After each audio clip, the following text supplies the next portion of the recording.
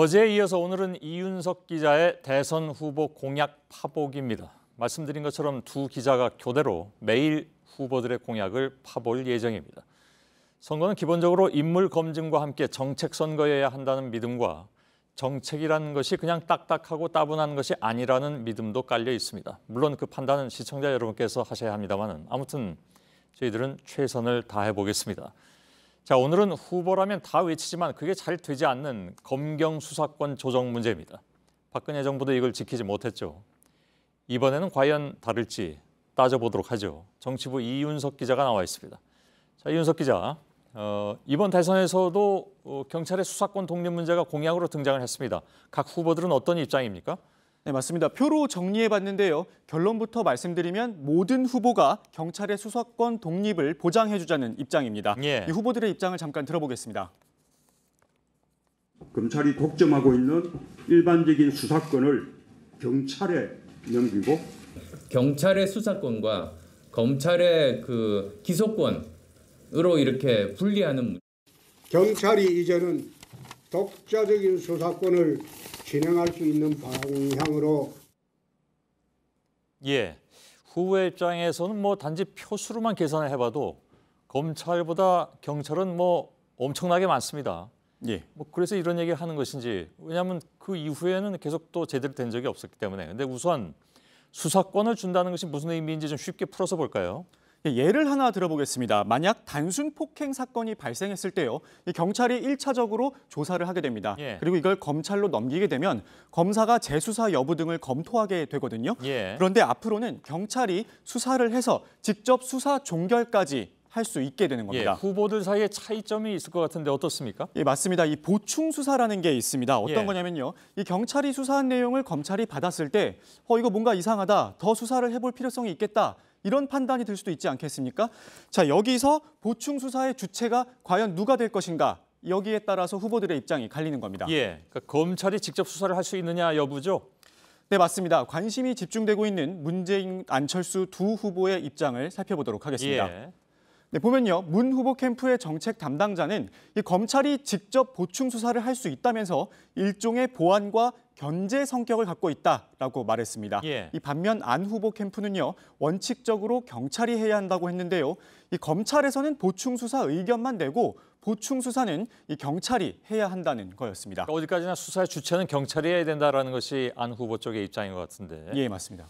어떨 때 그러면 보충 수사를 하느냐, 그 기준이 명확하지 않으면 지금과 큰 차이가 없는 거 아니겠습니까?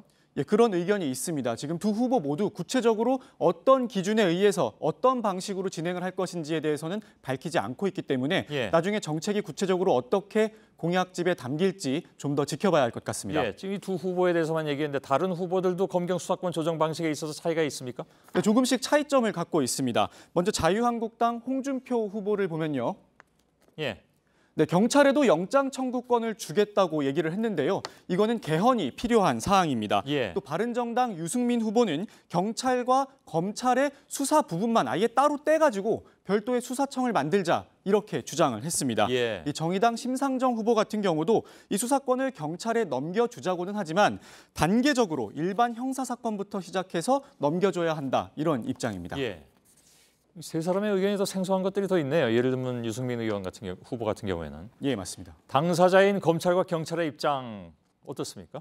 네, 먼저 경찰에서는요, 이 수사권 독립도 필요하고 나아가 장기적으로는 영장 청구권까지 갖고 와야 한다, 이런 생각을 갖고 있습니다. 직접 들어보겠습니다. 예.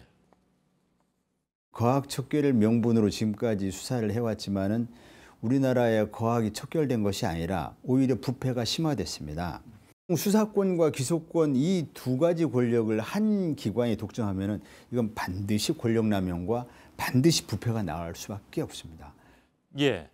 자, 지금 그 이윤석 기자가 얘기한 것에 따르면 모든 후보가 경찰에 수사권을 준다고 했으니까 다음 정권은 누가 잡든지 간에 경찰이 다 반기하고 검찰은 굉장히 고민에 빠질 것 같은데, 일단 형식 논리로 보자면 현실이 꼭 그럴까 하는 생각도 듭니다. 검찰은 뭐라고 합니까? 네, 일단 저희가 검찰 측에 여러 번에 걸쳐서 인터뷰 요청을 했었는데요. 이 양 기관의 갈등으로 비춰지는 걸 원치 않는다면서 인터뷰를 거절했습니다. 예. 아무래도 대선 후보가 공통적으로 이렇게 공약 사항을 내놓다 보니까 좀 부담감을 느낀 게 아닌가 이런 생각이 드는데요. 예. 이 대신 저희가 검찰 간부 출신의 변호사를 인터뷰했습니다. 잠깐 보시겠습니다. 예. 왜 그러면 이중에 그런 지휘 통제 한번 검사에 의한 통제를 갖고 그 다음에 또 법관에 의한 통제를 받도록 했을까? 검사의 지휘 없이 어떻게 수사를 합니까?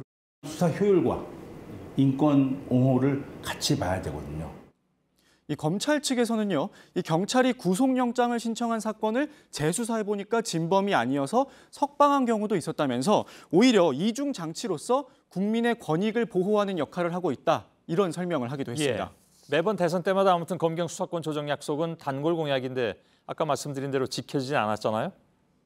네, 맞습니다. 예. 네, 지난 대선 때도 박근혜 당시 후보가 핵심 공약으로 내세웠었죠. 잠깐 보도록 하겠습니다. 예.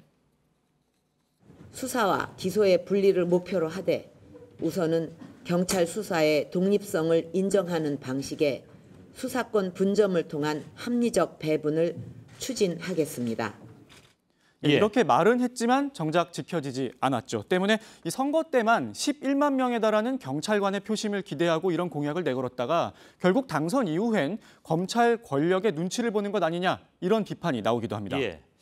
이런 얘기도 있죠. 그러니까 검찰은 칼자루를 손에 쥔 칼잡이다. 그 칼잡이에게 권한을 더 줘서 가까이 두는 것이 권력으로서는 차라리 더 낫다. 그런 얘기들 많이 해오지 않았습니까? 예, 매번 반복되는 얘기입니다. 예. 검찰의 입장에서는 또 공생관계가 되는 것이다. 물론 검찰들의 입장에서 지금 이 얘기를 들으면 굉장히 기분이 안 좋을 수도 있지만 예. 그래서 과연 이번에야말로 모두가 제자리를 찾을 수 있을 것이냐 하는 것에 더 관심이 갈 수밖에 없지 않나 싶기도 합니다. 이윤석 기자였습니다.